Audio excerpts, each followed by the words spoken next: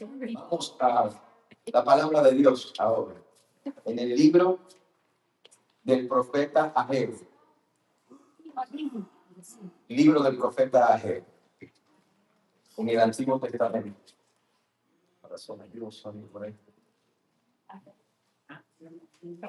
En el Antiguo Testamento. El libro del profeta Ageo. Comenzamos a estudiar y a recibir palabra en el libro de este profeta hace unas semanas atrás. Está entre Sofonías y Zacarías. Está el libro del profeta Ageo. Y si me pregunta a mí, resúmame el libro de Ageo en una frase, en una declaración, una afirmación. Yo diría que el libro de Ageo es un libro que nos desafía a examinar nuestras prioridades y a vivir para la gloria de Dios. Hoy vamos a continuar. En el primer mensaje, la idea del primer mensaje era que Dios nos llama a priorizar su gloria por encima de nuestra satisfacción personal. Porque solamente cuando Él es glorificado encontraremos verdadero propósito y satisfacción para nuestra vida, incluso bendición.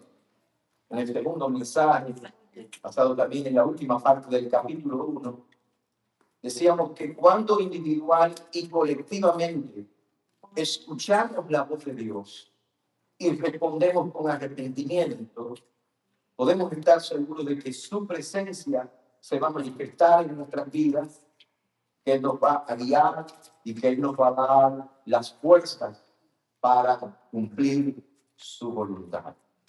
Hoy vamos al mensaje número 2, pero antes de hacerlo vamos a orar el capítulo 2, los versos del 1 al 9. Padre, ahora te rogamos que la exposición de tu palabra fluya, que tú nos edifiques y que al meditar en ella, Señor, seamos fortalecidos, pero también desafiados a poner tu palabra por obra en nuestras vidas con la ayuda, dirección y poder del Espíritu Santo. En el nombre de Jesús. Amén. Y amén. Leí una historia, quizás es más una leyenda que un hecho histórico, sobre el famoso inventor Thomas Edison, quien entre otras cosas inventó el switch, la luz incandescente. Cuenta esta historia que Edison intentó una y otra vez encontrar el filamento adecuado para la bombilla eléctrica, la bombilla incandescente. Y que un día, después de haber estado experimentando por largo tiempo, llegó al experimento número 10.000 y todavía no obtuvo lo que él buscaba. Esa noche llegó a casa y le compartió a su esposa: hoy llegué al experimento 10.000 y todavía no encuentro lo que puede funcionar. Y la esposa le dijo: Tomás, después de tantos intentos, ¿no estás desanimado que no hayas logrado nada? Y dice la historia, si es cierto o no, no lo sé, que Edison le preguntó desanimado. Por supuesto que no. Ahora conozco 10.000 formas en las que no se hace un bombillo incandescente. En los tiempos en que vivimos, donde tantas personas lo quieren todo instantáneamente, lo quieren todo al momento, la perseverancia parece una idea, un concepto inadecuado. Vivimos en la cultura de que si no va a ser fácil y rápido, no perdamos el tiempo. ¿Para qué insistir? Si es difícil, si requiere perseverancia, compromiso, quizás no es para mí. ¿Para qué intentar?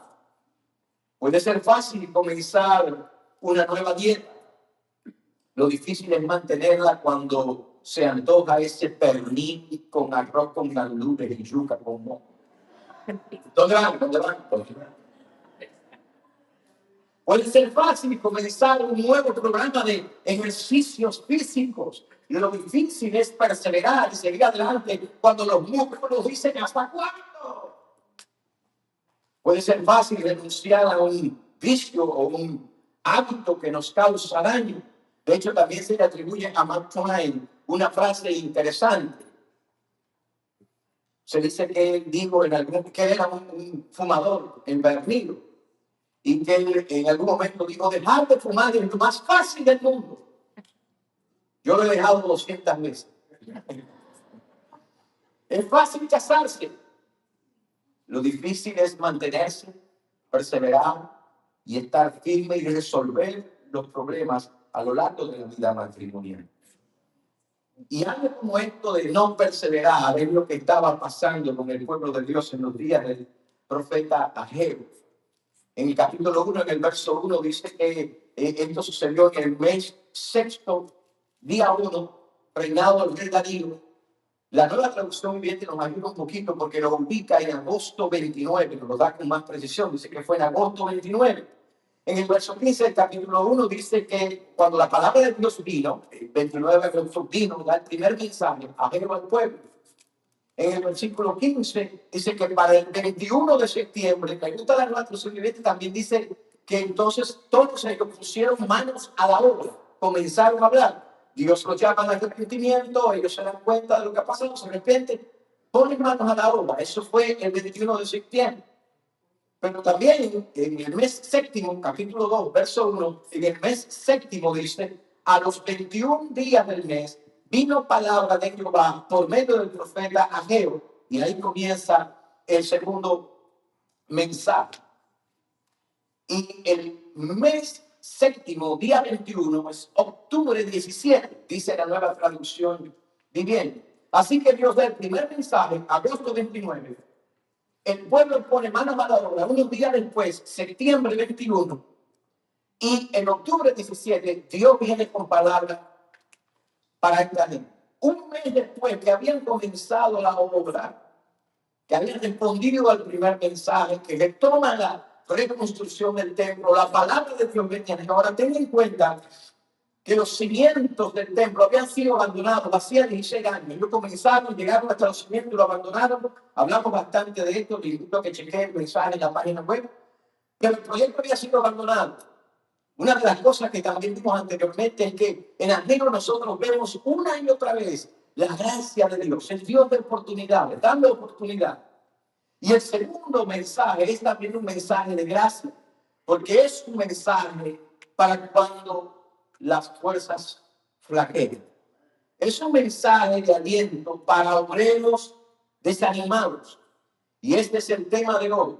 ¿Cómo perseverar cuando las fuerzas flaquean y me invade el desánimo? ¿Cómo perseverar? En Ageo capítulo 2 vemos que Dios anima a su pueblo, a sus siervos desalentados, a perseverar en la obra. Y esta es la gran idea del mensaje. Si se le olvida otra cosa, tenga esto presente. Cuando nos sentimos desanimados, cuando flaquean las fuerzas, me gustó esa parte del himno que cantamos, cuando en la lucha falte la fe y el alma sientas, y se me olvidó el término, desfallecer. Dice, Dios nos fortalece, Él nos recuerda su presencia, Él manifiesta su gracia y Él nos llama a seguir adelante con valor y con plena confianza en Él. Ahora, yo no sé si usted se identifica con esto o no, pero en mi vida he experimentado momentos en los que mis fuerzas han flaqueado, en los que mis fuerzas se han agotado. Y no solamente hablo de la fuerza física. Sería bueno que nada más fuera la fuerza física. Hablo también de las fuerzas emocionales. Hay ocasiones en las que, como dijéramos en buen mexicano, no tengo ganas ni de echarle ganas. Y la palabra de Dios nos recuerda que cuando nuestras fuerzas se agotan, Dios las renueva. Que cuando nosotros dudamos, Él nos recuerda su fidelidad. Que cuando el camino parece incierto, Él nos guía con su presencia con su palabra y nos guarda con su poder. Esto sería suficiente para él. Cuando las fuerzas se agotan, Él nos llama a confiar en Él, nos llama a perseverar en su palabra, a compartir su palabra, a ser testigos del poder transformador de su palabra. Y estos versículos de hoy, amigos, del 1 al 9, nos enseñan algunas cosas.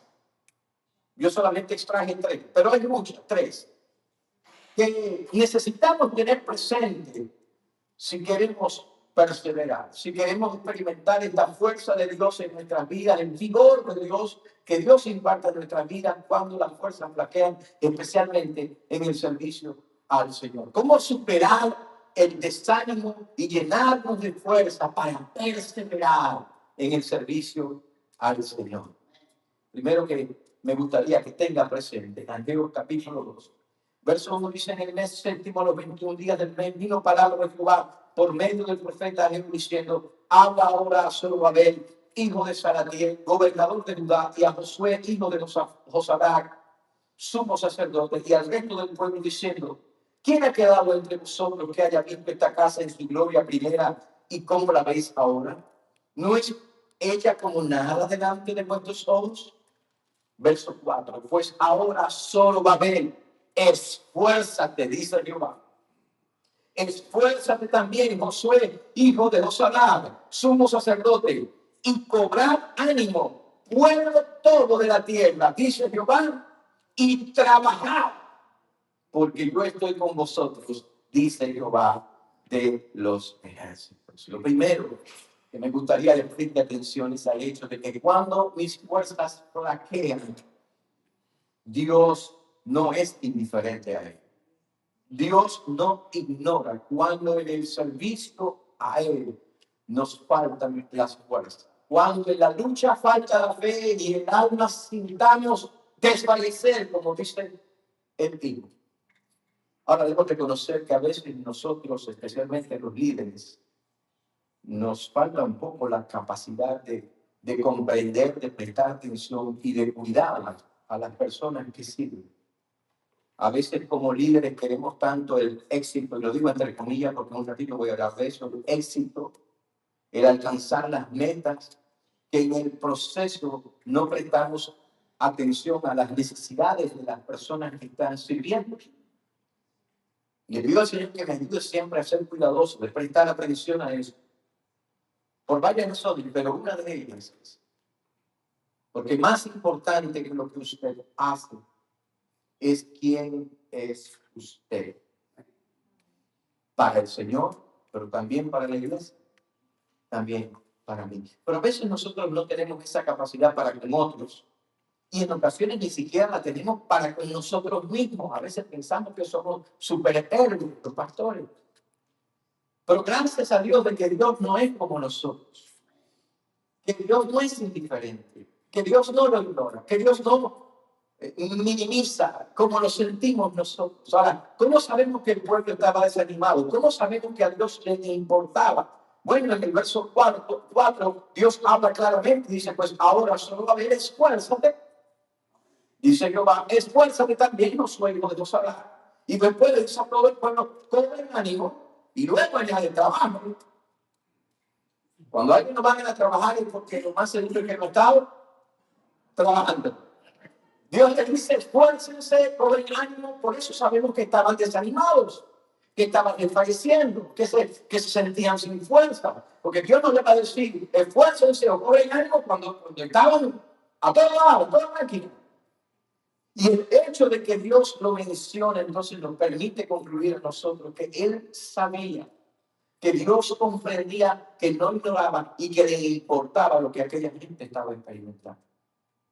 Usted y yo necesitamos tener eso presente en nuestra vida. Porque si nosotros no tenemos presente que el Señor está pendiente, que el Señor no es indiferente, que el Señor nos entiende, que a Él le importa, fácilmente nos podemos desanimar y desalentar. ¿Qué nos mantiene a nosotros fortalecidos en medio de las pruebas? ¿Qué nos mantiene a nosotros firmes ante los desafíos? ¿Qué nos da ánimo a nosotros cuando la tarea es más grande que siempre nosotros juntos? El Señor está pendiente. al Señor le importa. El Señor no es indiferente. El Señor no me ignora.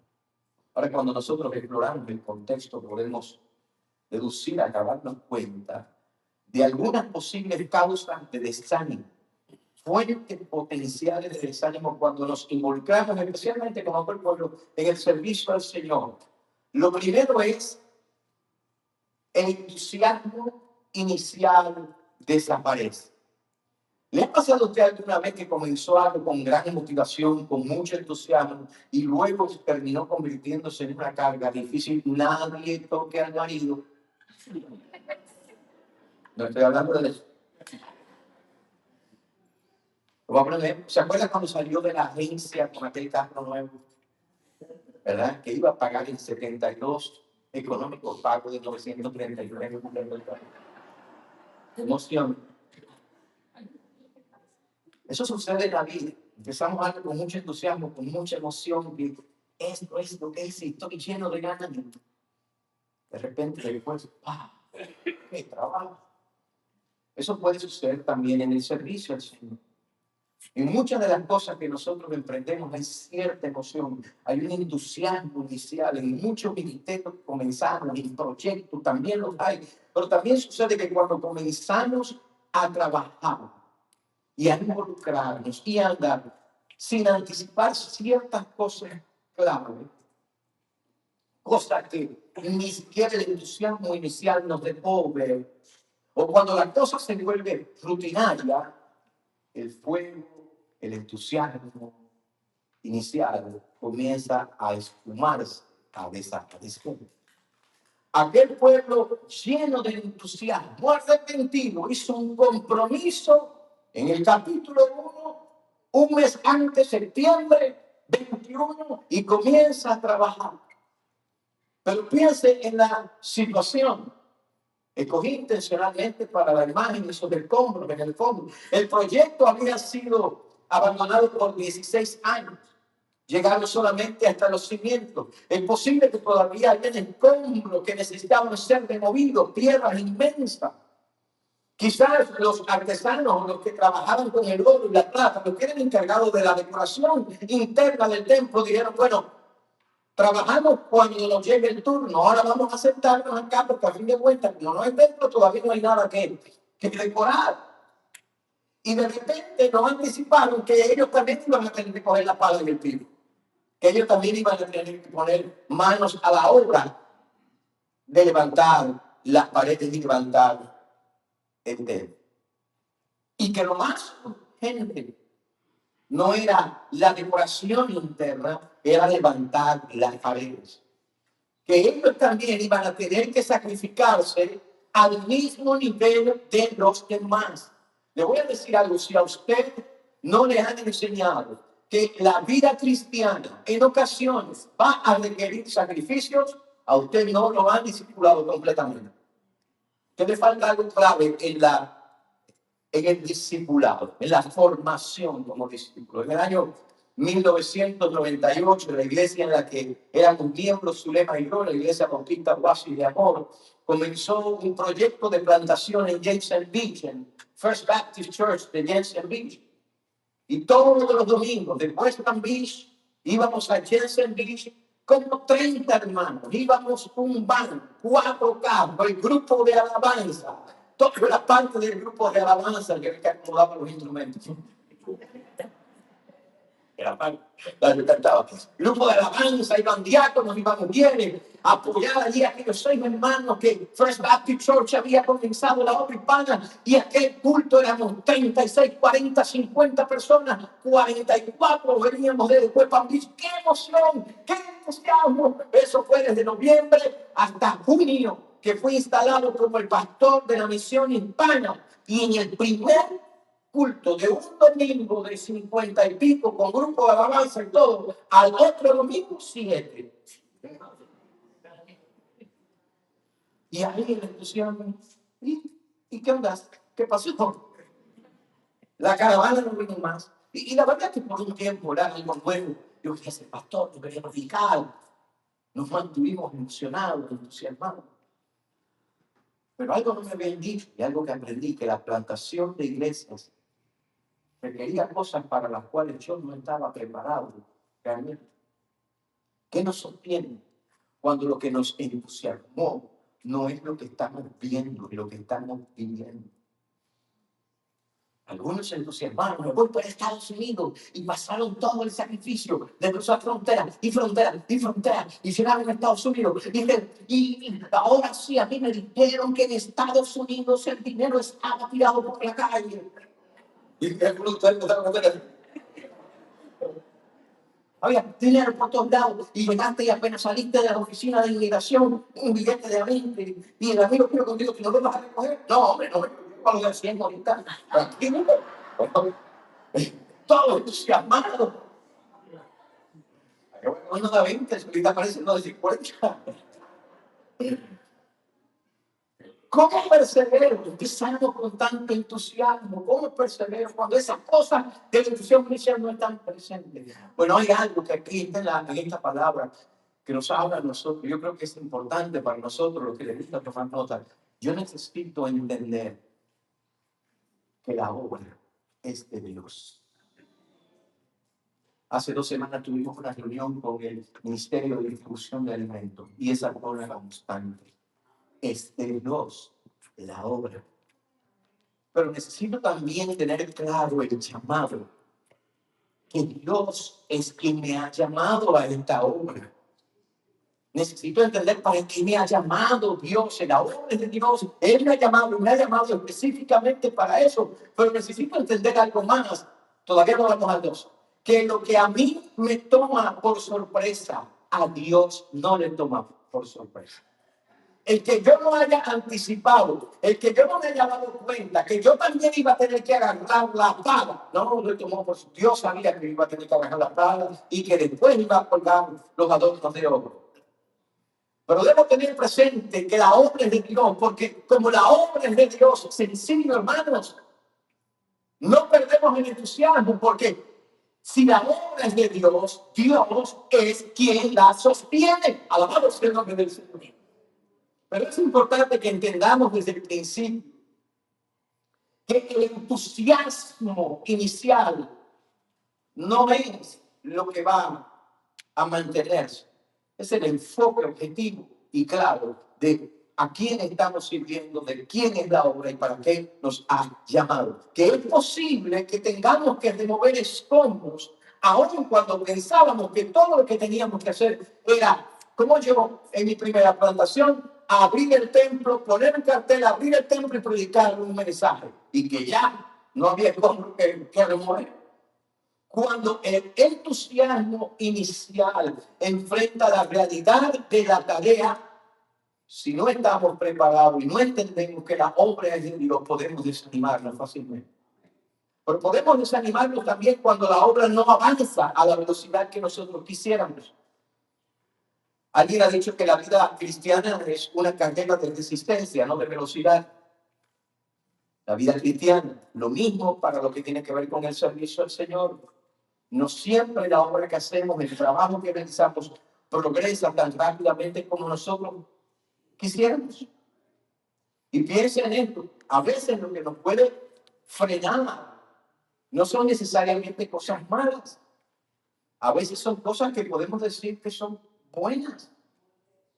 Al final del capítulo 1, los líderes del pueblo habían comenzado a reconstruir el templo. El día 24 del 6º mes del 2º año de Darío, 21 de septiembre.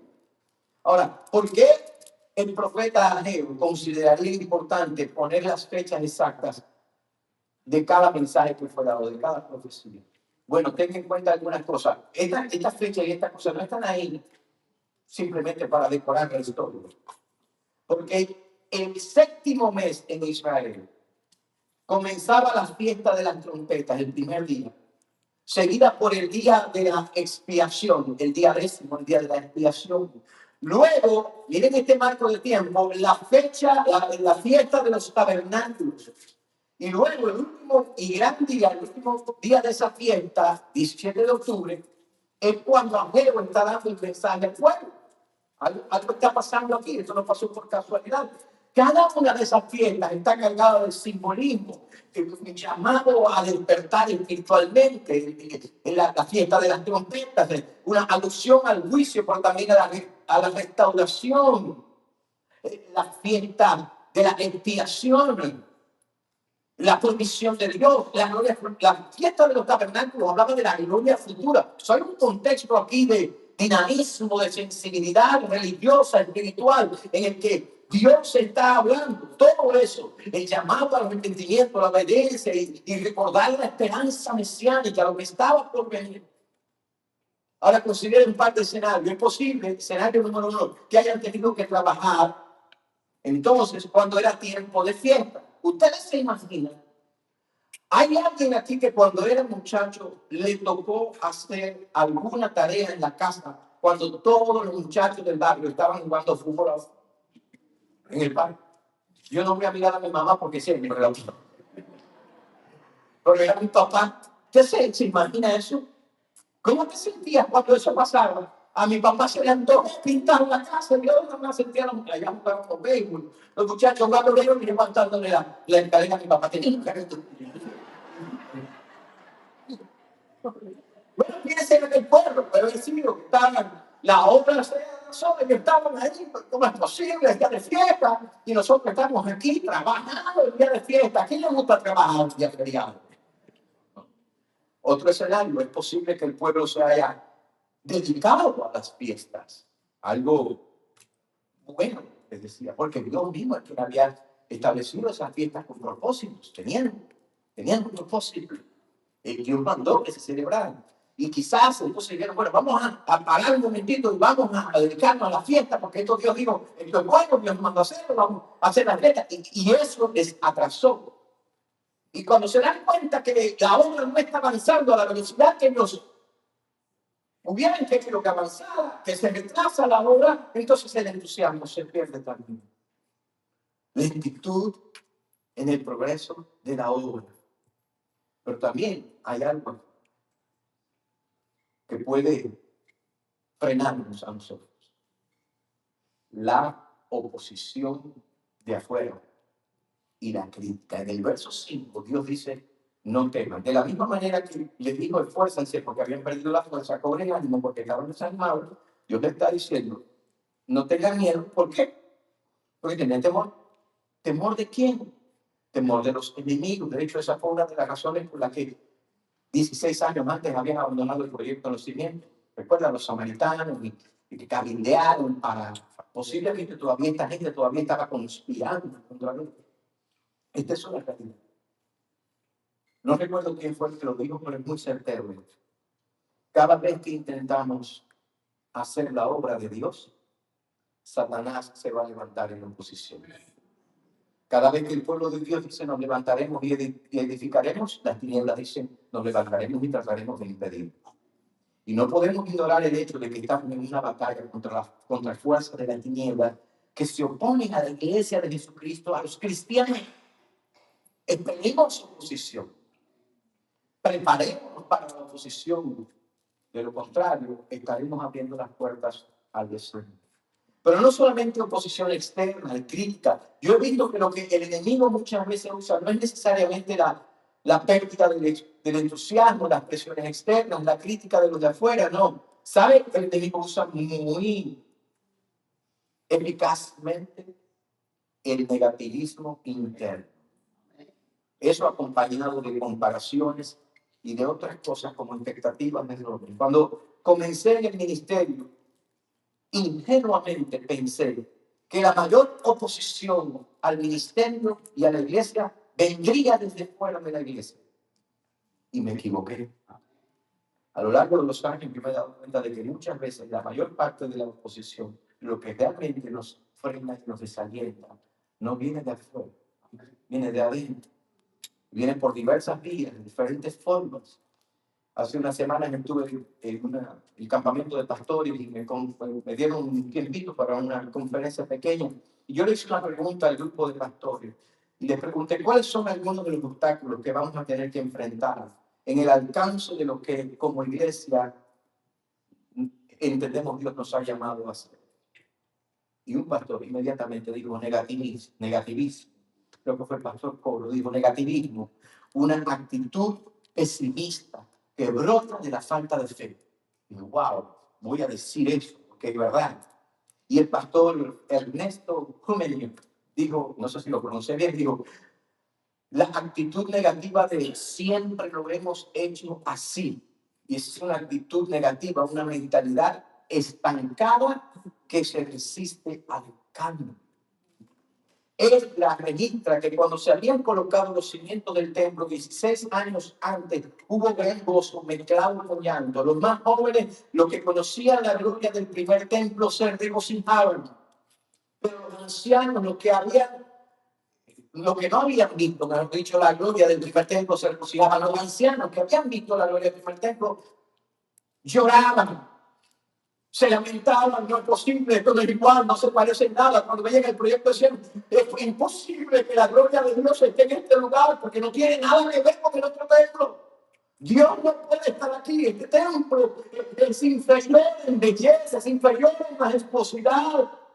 Dios no puede estar aquí. Siempre hay gente especializada en no reconocer ni ver las cosas buenas ni positivas. Espero que no tienes alguien así en tu casa. Como la historia de aquel hombre que salió a pasear con su perrito un día y llegó a un lago y agarró un palito y lo tiró al agua y el perro se lanzó al agua a buscar el palito y caminando sobre las aguas el perro. Y agarra el palito con los dientes y regresa el perro caminando sobre las aguas. Al dueño le suelta el palito. Y el dueño que dice, ¿por qué pasó aquí? Y agarra de nuevo el palito y lo tira y agarra el perro caminando por las aguas, sobre las aguas.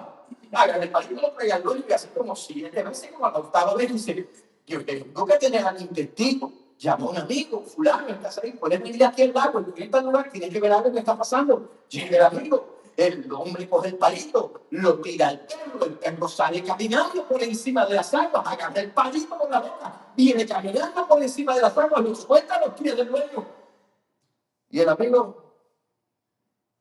hombre dice, pero tú no notado nada, no notaste algo inusual en el comportamiento de mi perro. Y yo, definitivamente, tu perro no sabe nadar. Negativismo, pesimismo y esa actitud. Hay gente que hace, olvídate. No se dan cuenta que el perro camina sobre las aguas y no sabe nadar. Y esa era la actitud de aquel pueblo. Esa es una forma interna de la oposición que trabaja sigilosamente. Comparaciones. Hay gente que siempre está haciendo comparaciones. Los ancianos decían, tendrían que haber visto ustedes el primer templo. Eso es un ejemplo. Esto que ustedes están haciendo hoy, por favor, no son ni que le llamen un templo. En la iglesia, que la iglesia de fulano, o tal, más cual iglesia, esos sí que saben lo que hacen. Implica que uno no sabe lo que está haciendo. Pero, pastor, ¿usted ha escuchado a tal predicador famoso? Pastor, qué palabra, qué mensaje.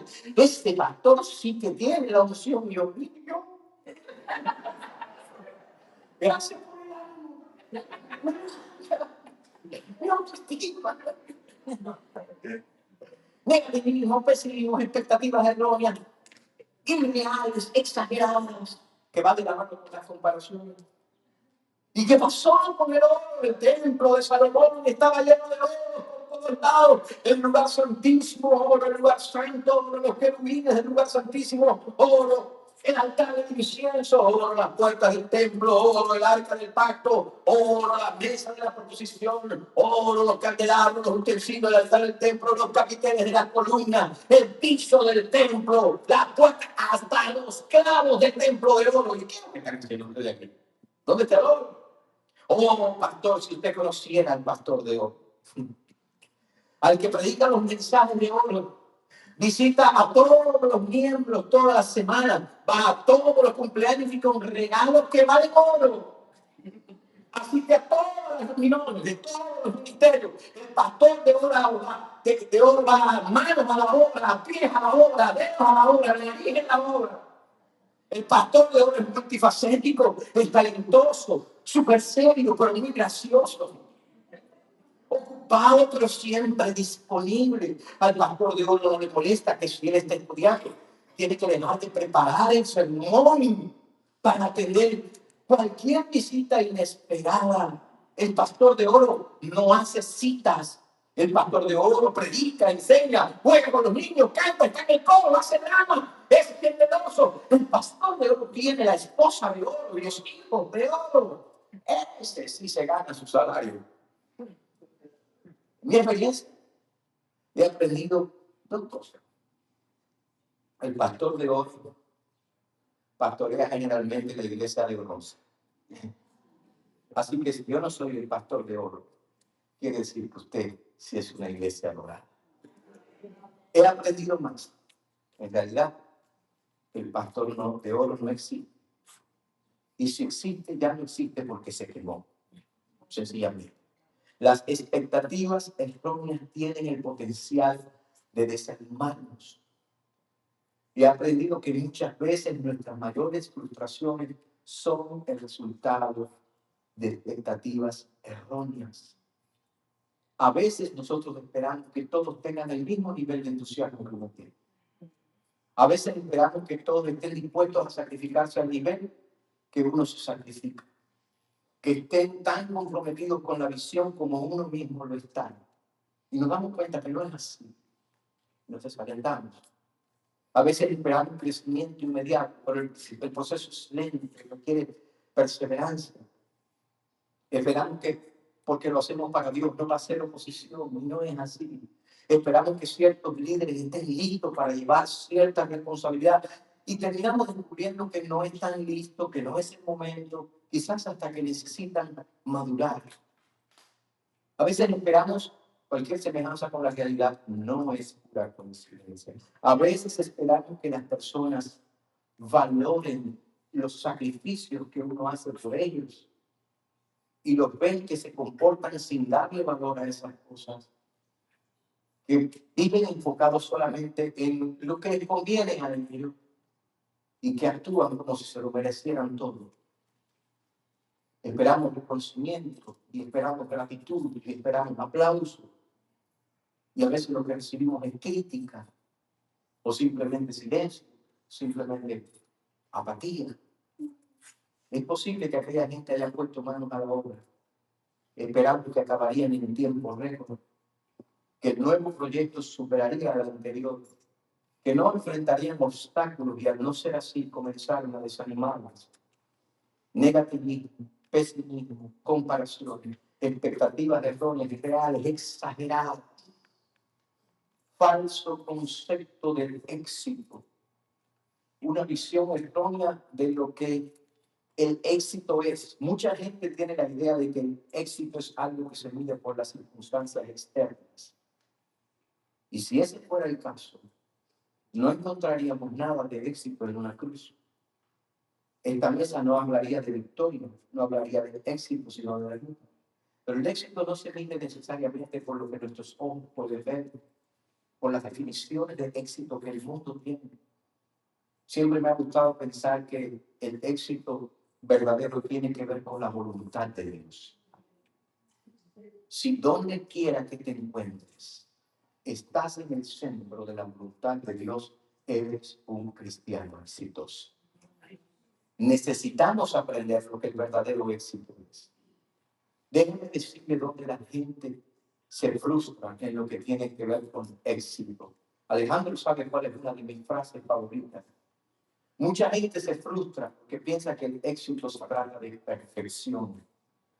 Ojo con esto. Especialmente a los que tienen tendencia legalista.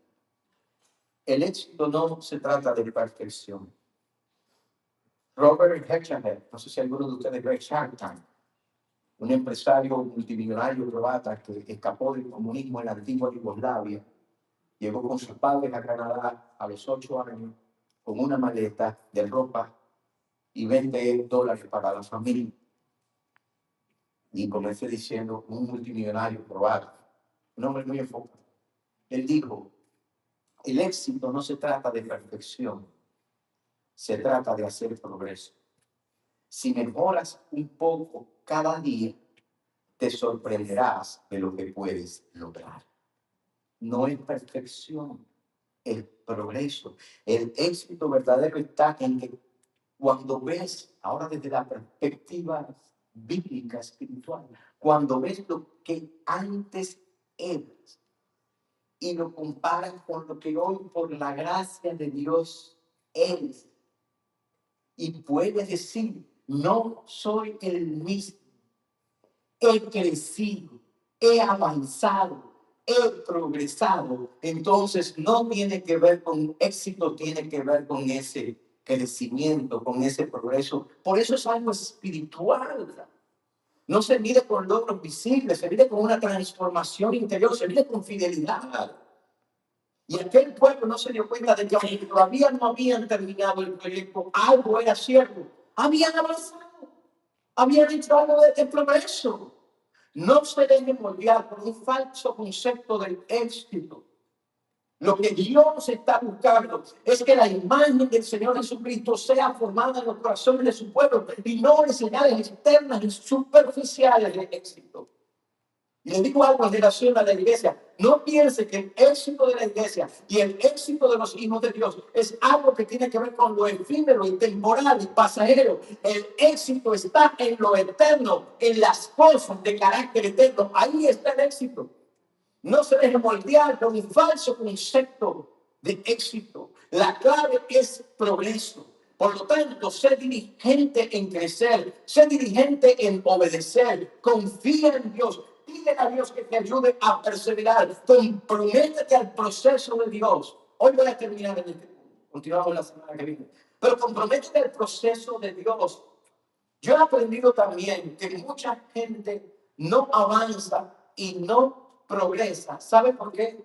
Porque sí tienen un gran sueño, sí tienen grandes metas, sí quieren lograr como aquel pueblo grandes cosas, pero no quieren pagar el precio del proceso. No quieren andar por la senda del proceso. No se comprometen al proceso. Piensan que el compromiso lo tienen que tener con la visión futura. Pero usted y yo necesitamos comprometernos al proceso, al día a día. Y si cada día que pasa, tú miras atrás y dices, por la gracia de Dios, no soy hoy lo que era ayer. Entonces tú estás progresando, tú estás avanzando. Dios está trabajando en tu vida y Él no es indiferente a lo que está pasando alrededor tuyo. Sé diligente en crecer, en confiar, en obedecer. Pídele a Dios que te ayude a perseverar y comprométete a ese proceso de Dios. Recuerda algo. Dios está contigo. Y casi digo lo mismo de la semana pasada. Y porque Dios está conmigo, los de afuera son de paz. Vamos a orar. Puesto de ti, Jesús es el Señor. Aleluya. Dele gracias a Dios. Se debe eso, se debe que está avanzando. No dejes que esas cosas, el negativismo, la oposición externa e interna, la crítica, que otros no se sacrifiquen como tú te has sacrificado por ellos. Tranquilo, el Señor te está viendo. Tranquilo, tu recompensa viene de Dios, no viene de la gente. Si tú estás esperando que la gente se conforme contigo, debería ser así, ideal, en la regla de oro, sé con los demás como los demás, como tú quieres que los demás sean contigo, ¿cierto? Pero no todo el mundo vive la regla de oro. Con todo el sacrificio que he hecho por esta persona, con todo lo que he invertido, con todo el amor que le hemos mostrado, con todo el apoyo que hemos mostrado, cuando le toca sacrificarte, te dice no.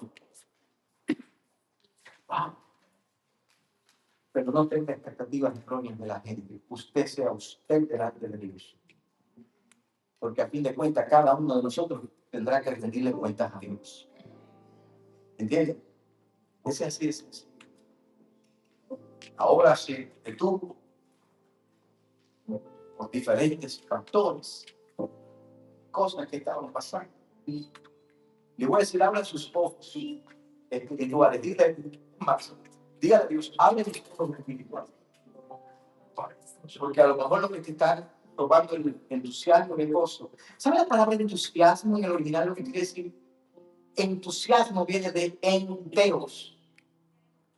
Dios por dentro. Eso es entusiasmo.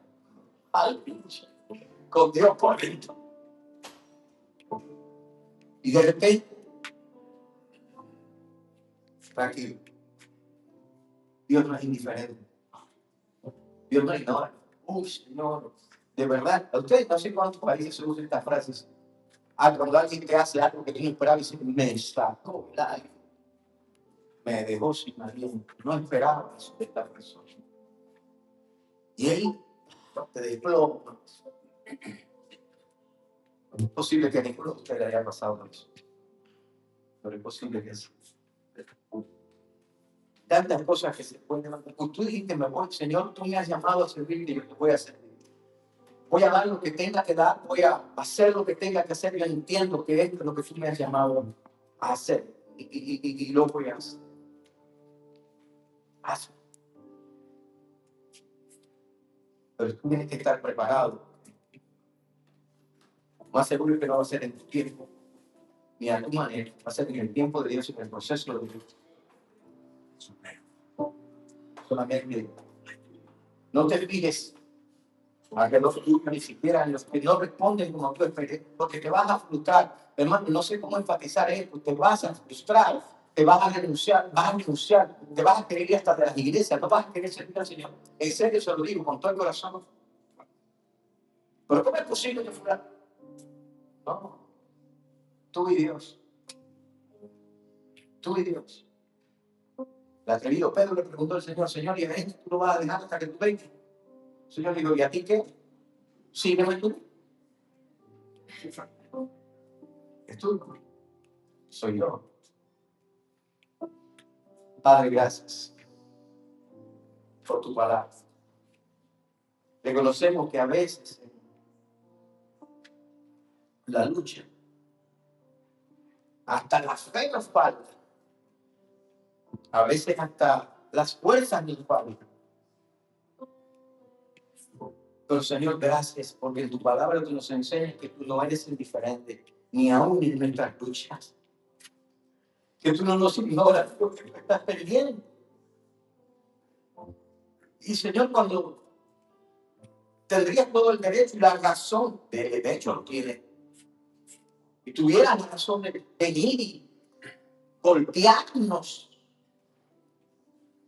tú lo que nos das es una mano de gracia y nos alientas.